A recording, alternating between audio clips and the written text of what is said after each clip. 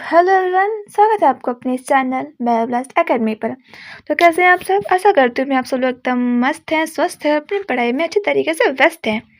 तो जैसे कि आपको पता है कि आज का हमारा टॉपिक है क्लास 12th यूपी बोर्ड के केमिस्ट्री का पेपर, जो कि बहुत ज़्यादा इम्पॉर्टेंट है। विदाउट वेस्टिंग टाइम चलिए शुरू करते हैं। लेकिन उससे पहले अगर आप चैनल पर नए हैं तो प्लीज़ आप चैनल को सब्सक्राइब जरूर कर दीजिए, ताकि ऐसे ही इन्फॉर्मेटिव वीडियो, सबसे इम्पोर्टेंट वीडियो आप तक सबसे पहले पहुँचे। ठीक है, तो चलिए शुरू करते हैं। तो देखिए, ये जो क्वेश्चन है, ये जो पेपर है वो 3 घंटे 15 मिनट का है। ये तो आपको पता ही है। पहला क्वेश्चन क्या है कि इसमें सबसे पहले तो बहुविकल्पीय प्रश्न दिया रहता है। ठीक है, तो हमें इसको सॉल्व करना रहता है पहले। तो क्या दिया है कि प्लास्टिक है। प्लास्टिक क्या है? प्लास्टिक क्या है? आयनिक ठोस है, धात्विक ठोस है, अक्रिस्टलीय ठोस है या फिर आणविक ठोस है। ठीक है, तो आपको बताना रहेगा प्लास्टिक क्या है। और ख है यूरिया के एक जलीय विलयन की मोलरता कितनी है? 4.44 मोल पर किलोग्राम है। तो विलयन में भी यूरिया की मोल प्रभास कितनी होगी? तो आपको मोल प्रभास ज्ञात करना रहेगा। तो मोल प्रभास का फॉर्मूला क्या है? तो जो मोल प्रभास का फॉर्मूला होता है वो होता है कि विलय की मोलों की संख्या और अपन में विलय की मोलों की संख्या, विलयन की मोलों की संख्या। ठीक है, तो आपको ये दोनों सही क्या निकालना रहेगा। आप मोल प्रभास निकाल लीजिएगा। ठीक है, उसके बाद ग है कि अच्छे चालकत्व विलयन वाले पदार्थ होते हैं। तो इनमें से कौन सा सही है? तो पहला है दुर्बल विद्युत अपघट्य, प्रबल विद्युत अपघट्य, विद्युत अपघट्य और उत्प्रेरक। ठीक है, और घ क्या दे रखा है कि यदि किसी प्रथम कोटि की अभिक्रिया का 90% 90 मिनट में पूर्ण हो तो उसके 50% पूर्ण होने में लगने वाला समय कितना होगा? ठीक है, तो ये वाला क्वेश्चन बहुत इंपॉर्टेंट है। अगर ये क्वेश्चन एमसीक्यू में नहीं आएगा तो डेफिनेटली ये क्वेश्चन आपका लॉन्ग या शॉर्ट क्वेश्चन में आ सकता है पीवाईक्यू के हेल्प से। ठीक है, तो आप इसको जरूर देख के जाइए। आप डेफिनेटली क्वेश्चन आता है एग्जाम्स में। अगर हम बात करें इस वाले, मतलब ये जो इस वाले चैप्टर से यही क्वेश्चन इंपॉर्टेंट है जो कि हर दम आता है, मतलब ऐसा क्वेश्चन आता है। सो प्लीज़ आप इसे जरूर देखिएगा।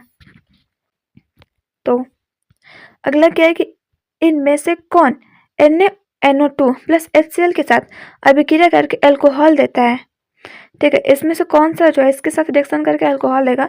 तो ऑप्शन है C6H5NH और ये है CH3NH2 और इधर CH3 का hold wise NH and C6H5NH2। तो इन चारों में से कौन आएगा आपको बताना रहेगा। और घ क्या है कि कैल्शियम फेरोल कहलाता है। तो कैल्शियम फेरोल किसे कहते हैं? विटामिन ए को, विटामिन सी को, विटामिन बी को या विटामिन डी को? तो आप बताइए किसे कहते हैं। अब है दूसरा क्वेश्चन दे रखा है। तो दूसरा में भी दे रखा है पार्ट्स क ख ग ऐसे करके। तो इसका क क्या है कि एक्स किरण विवर्तन अध्ययन द्वारा पता चला कि तांबा इतने कोष्ठक कोर के साथ FCC एक कोष्ठक के रूप में क्रिस्टलीकृत होता है, और जो एक दूसरे प्रयोग में तांबे का घनत्व इतना ज्ञात किया गया, तांबे के परमाणुक द्रव्यमान ज्ञात किए गए। ठीक है, तो ये वाला क्वेश्चन कौन सा है? फर्स्ट चैप्टर से केमिस्ट्री का आपको पता होगा, तो ये भी आप जरूर देख लें। और ख क्या है कि उस विलयन की मोलरता की गणना कीजिए जिसमें 5 ग्राम NaOH 450 ml विलयन में से। ये भी है, ये विलयन वाले चैप्टर से क्वेश्चन है। ठीक है, सॉरी, ये विलयन वाले चैप्टर से क्वेश्चन है। तो विलयन वाला चैप्टर भी बहुत इंपॉर्टेंट है, आप उसे जरूर देखिए। उसके बाद ग क्या है कि निम्नलिखित अभिक्रिया का साम्य स्थिरांक परिकलित कीजिए। इसका साम्य स्थिरांक निकालना है आपको।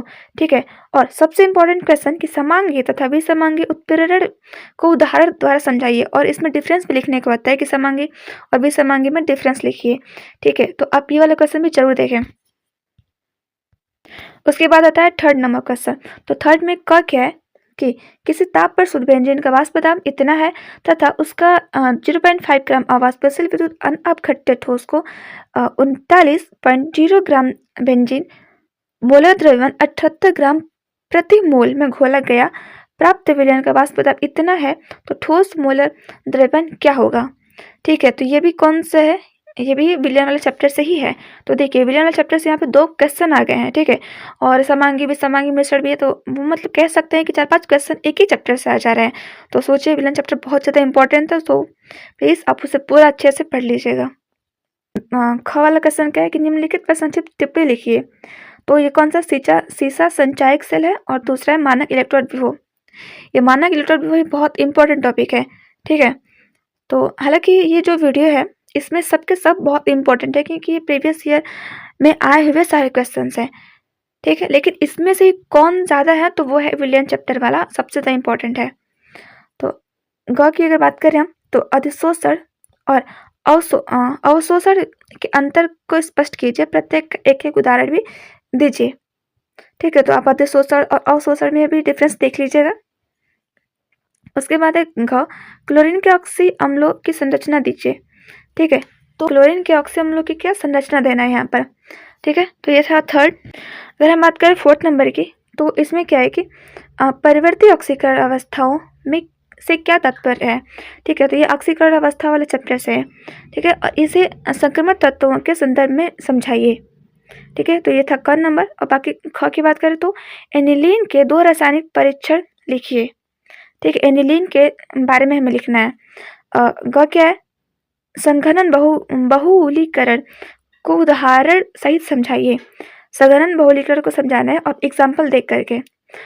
घ क्या है, प्रति अम्ल का प्रकृति क्या होता है, जो प्रति अम्ल होते हैं उसके नेचर के बारे में हमें डिफाइन करना है।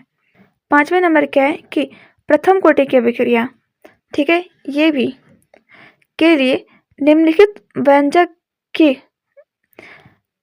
व्युत्पत्ति कीजिए।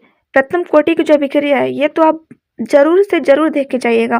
प्रथम कोटि द्वितीय कोटि दोनों ही बहुत ज़्यादा इंपॉर्टेंट है और इसके एग्जाम्पल्स भी आप और इसके मात्रा का भी याद कर लीजिएगा, ठीक है, इन दोनों के। ख क्या है कि जिंक ब्लेड से जिंक के निष्कर्षण में भंजन और अपचयन क्रिया की रासायनिक समीकरण लिखिए, ठीक है। तो ये उतना इम्पोर्टेंट नहीं है बट इट्स ओके, क्वेश्चन में आया है तो देखना ही पड़ेगा आपको। अब ग क्या है, तो इसमें क्या है IUPAC नेम दे रखा है, तो अब इस संकुलों का IUPAC नेम जरूर देख लीजिए और पढ़ लीजिए, ठीक है। ये बहुत आसान होता है, अगर आप कमेंट करेंगे तो मैं इस पर वीडियो भी बना दूंगी, ओके। घ नंबर तो रासायनिक समीकरण देते हुए स्पष्ट कीजिए कि क्लोरोबेंजीन से निम्नलिखित यौगिकों को कैसे बनाएंगे, ठीक है। आपको इसको क्या करना रहेगा, ये कार्बनिक रसायन है तो इसमें क्या है रिएक्शंस लिखना है आपको DDT का, ये बहुत ज़्यादा इंपॉर्टेंट है, very very very important DDT, ये हरदम ही आ जाता है DDT कह दे तो। उसके बाद है बेंजीन को कैसे बनाएंगे, टोल्यूइन एंड फिनॉल, तो आप जरूर एक बार देखिए आप कैसे बनाएंगे इसे। उसके बाद 6 नंबर क्या है कि डाई एथिल ईथर बनाने के प्रयोगशाला विधि का वर्णन कीजिए तथा इसकी H2O एवं HI के साथ अभिक्रिया भी लिखिए, ठीक है। और अगर आपको ये नहीं आ रहा तो आप ये अथवा करके दे रखा है, आप इसे कीजिए, ठीक है। इसको क्या करना रहेगा, समझाना रहेगा। तो क्या समझाना है कि निम्न अणु भार के अल्कोहल जल में विलय होते हैं, ठीक है। दूसरा क्या है कि अल्कोहल के क्वथनांक अणु भार के बढ़ने के साथ बढ़ते हैं, आपको इन सबको डिफाइन करना रहेगा कि कैसे बढ़ते हैं, ठीक है। और तीसरा क्या है कि ईथर की जल के विलयता बहुत कम होती है, क्यों होती है ऐसा आपको बताना रहेगा। तो ख क्या दे रखा है कि क्या होता है जब केवल रासायनिक अभिक्रिया का समीकरण दीजिए, ठीक है ना। ये क्या होता है जब कब क्या होता है, तो पहला दे रखा है कि बेंजीन अम्ल की क्रिया सांद्रता H2SO4 की उपस्थिति में अगर इससे यानी N3H अम्ल से कराई जाती है तब क्या होता है, ठीक है। और दूसरा क्या दे रखा है कि एसीटोन सोडियम बाइसल्फाइड के साथ अभिक्रिया करता है तब क्या होता है। तीसरा क्या है कि फॉर्मल्डिहाइड की HCN, ठीक है, के साथ अभिक्रिया होती है तो क्या होती है। चौथा है कि एसीटोन की क्षारीय आयोडीन के साथ अभिक्रिया होती है तो। पांचवा, फॉर्मिल अम्ल की PbCO3 के साथ रिएक्शंस होती है तो क्या होती है, ठीक है। तो आपको अथवा में आप ये करो या फिर 6 नंबर वाला क वाला क्वेश्चन कर लो। और ख में अथवा करके दे रखा है, क्या दे रखा है, इसमें दे रखा है कि निम्नलिखित अभिक्रिया समीकरण को पूरा कीजिए, तो इसको क्या करना है, पूरा करना है हमें। ये दे रखा है रिएक्टेंट, ठीक है। और उसके बाद हमें यहाँ प्रोडक्ट बना रखा है कुछ, तो यहाँ आपको बताना है कि क्या बनेगा, ठीक है। उसके बाद इससे क्या बनेगा, ठीक है, ये जो है कार्बोक्सिलिक एसिड जो दे रखा है तो उससे क्या बनेगा, यहाँ A भी और B भी आपको बताना रहेगा। तो ऐसे यहाँ पर भी और यहाँ पर भी, ठीक है। तो ये चौथा और पांचवा सेम आपको वही करना है, ठीक है। तो सातवां क्या दे रखा है कि क्लोरीन के औद्योगिक निर्माण की विधि विद्युत अपघटनी विधि का सचित्र वर्णन कीजिए। ठीक है, अगर आपको ये करना है तो आप ये कर लो, नहीं तो अथवा करके दे रखा है क्वेश्चन। ये क्या दे रखा है, हीलियम, नियॉन, आर्गन तथा क्रिप्टॉन का उपयोग लिखिए। ठीक है, इसका यूज आप लिख सकते हैं, जो कि ये कौन से होते हैं, जीरो ग्रुप वाले एलिमेंट्स होते हैं ना, ये अक्रियाशील होते हैं। ऐसे जो भी आपको आता है सब आप लिख सकते हो। उसके बाद ख नंबर है डीएनए तथा आरएनए में अंतर बताइए।